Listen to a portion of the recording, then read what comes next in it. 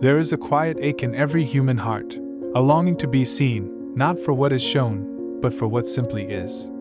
To be known without needing to translate the self into words. Without performing, adjusting, or proving, most people spend their lives surrounded by others, yet unseen in the way that truly matters, not for their roles, achievements, or wounds, but for the silent shape of who they are when no one is watching. It is a longing both beautiful and devastating. Because to be known without explanation means to be accepted beyond comprehension, and that, perhaps, is the most intimate form of love that exists. There are moments when you speak, and feel the words fall short before they ever reach another's understanding. You try again, softer this time, shaping your meaning with care. Still, what returns is a faint nod, a polite misunderstanding, or silence.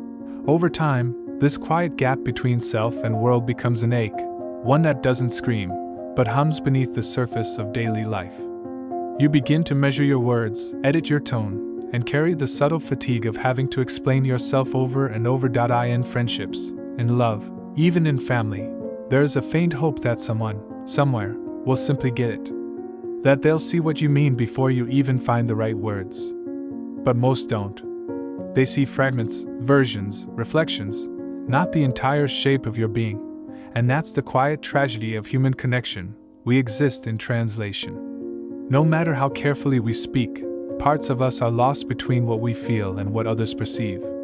Even love, at times, becomes a negotiation between realities, yours and theirs.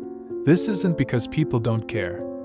It's because understanding another person completely is almost impossible. We see through filters of history, fear, bias, projection.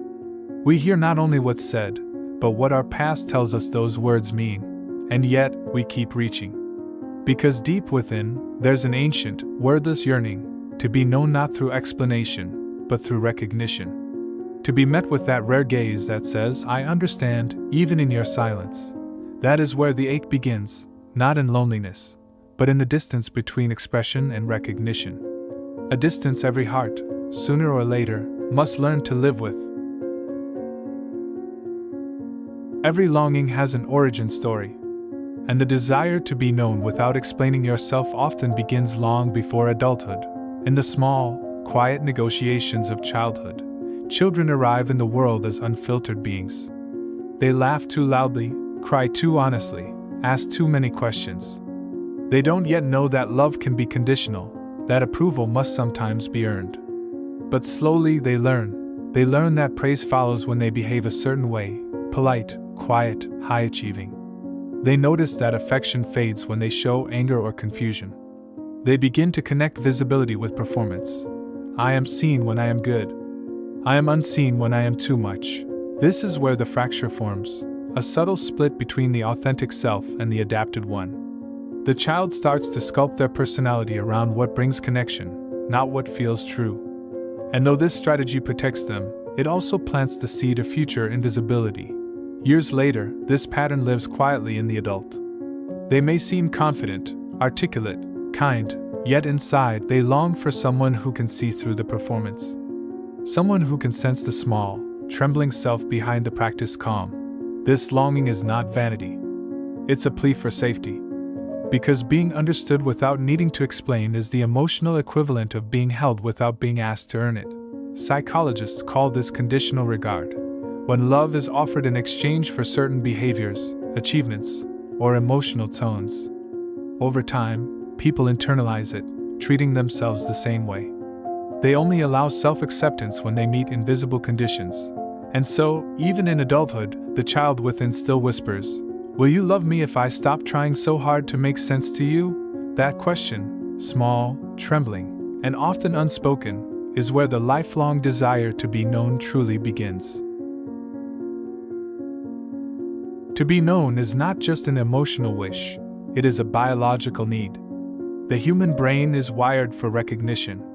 From infancy, our nervous systems seek attunement, the delicate emotional mirroring that tells us, "You are safe, you make sense, you exist here." In psychology, this is called emotional attunement. When a caregiver meets a child's gaze and responds accurately to their signals, hunger, fear, joy, The brain learns that connection is predictable. The body calms. The self begins to form. But when that mirroring is inconsistent or distorted, the developing mind learns another rule. I must explain myself to be understood. This becomes the foundation for how we relate to others as adults. We begin to equate recognition with explanation, belonging with performance, and understanding with proof. Neuroscience shows that moments of true empathy, when someone genuinely gets us, light up reward centers in the brain. Oxytocin and dopamine flow. Heart rhythms begin to synchronize. Even the nervous system slows its pulse, as if the body itself whispers, I can rest here. That's why being deeply understood feels almost physical, a full body exhale.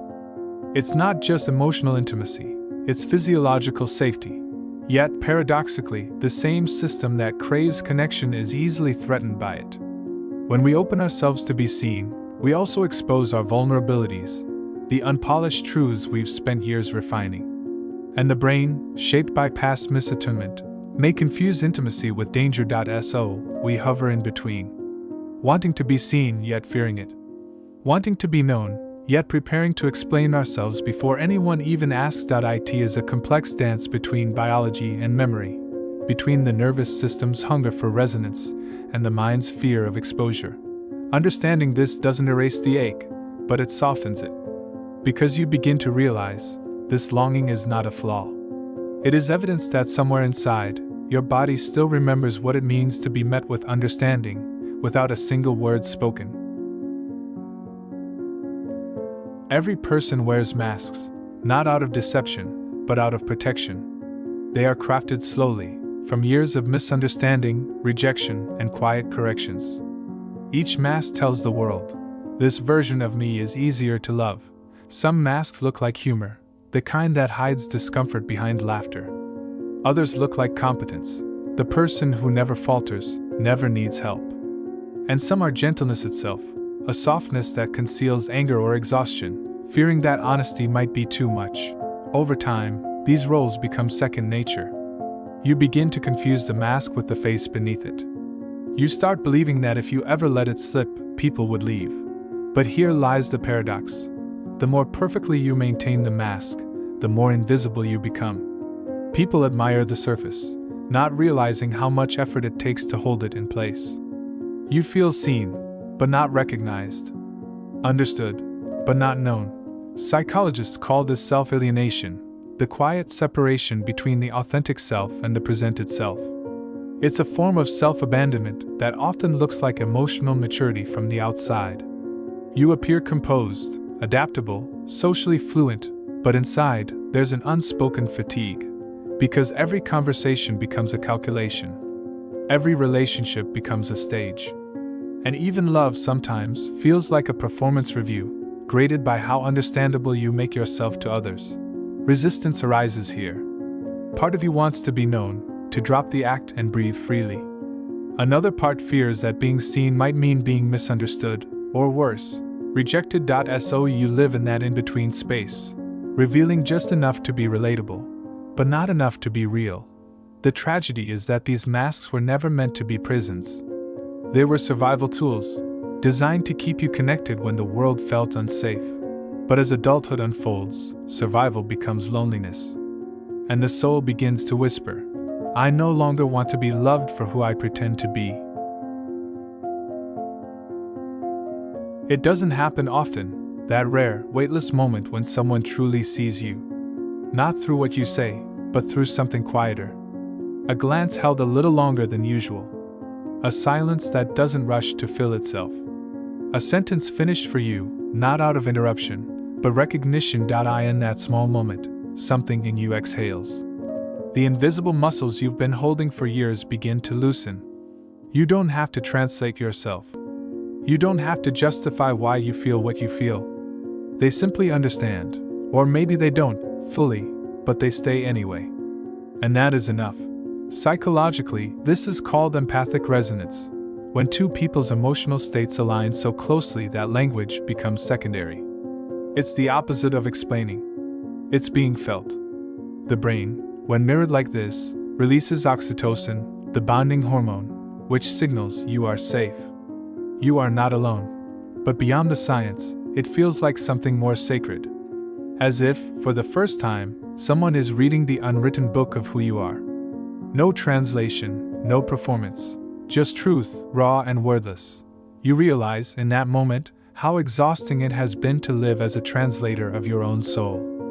How long you've mistaken understanding for love, and clarity for closeness. Yet, this moment of being seen is not grand or cinematic.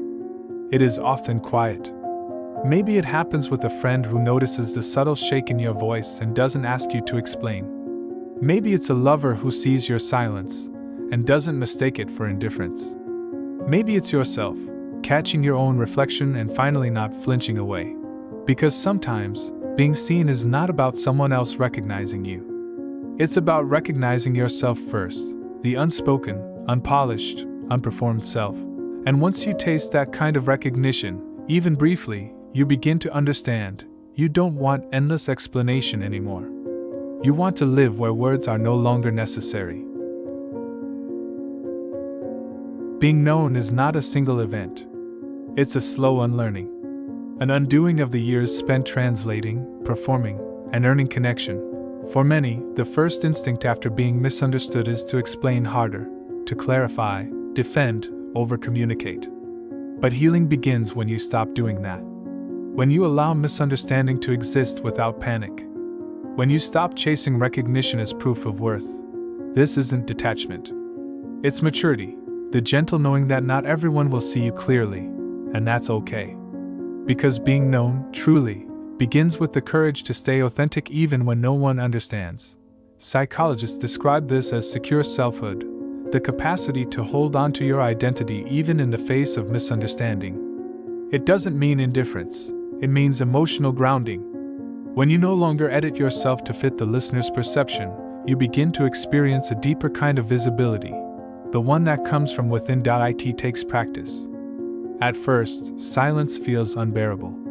You want to explain, to bridge the gap. But slowly you learn that some truths can't survive translation. They lose their essence when forced into words. So you start to protect them, not out of secrecy, but reverence. You begin to live more honestly, speaking when it feels true, staying quiet when it doesn't. You stop performing empathy for those who never meet you halfway. You start offering your presence only where it can breathe. And strangely, as you let go of the need to be known, you begin to be recognized more deeply. Because authenticity has a quiet power, it draws those who can truly see, and gently distances those who cannot. This is the paradox of healing. When you stop fighting to be understood, you make space for genuine understanding to arise. When you stop explaining yourself, the right people start listening differently. And within that silence, a new kind of connection forms. One that doesn't need translation to feel true. There comes a moment, quiet, almost unnoticeable, when you stop trying to be understood. Not because you've given up, but because you've finally arrived. Inside yourself, you start realizing that being known isn't something others grant you. It's something you allow.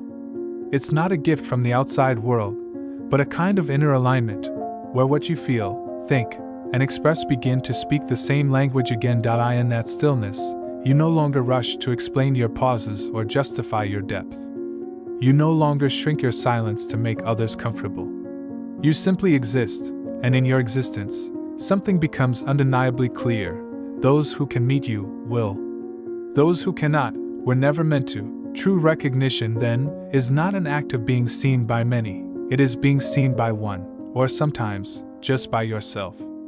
It's sitting in the company of your own truth without flinching. It's hearing your thoughts and not editing them for palatability. It's allowing your heart to speak in its native language, even if the world doesn't always understand the dialect. This kind of peace doesn't come from clarity, it comes from surrender. A surrender to the imperfect nature of connection, and the quiet grace of self-acceptance. You begin to see that being known without explanation was never really about others at all. It was about remembering that you are knowable, that your being makes sense, even when no one else can articulate why. So you breathe a little easier. You stop searching the horizon for recognition, and instead turn inward, where the truest witness has always been waiting, And in that stillness, you finally understand. To be known without explaining yourself is not a miracle others perform for you. It is the gentle art of being fully present in who you already are, untranslatable, unafraid, and quietly, completely seen.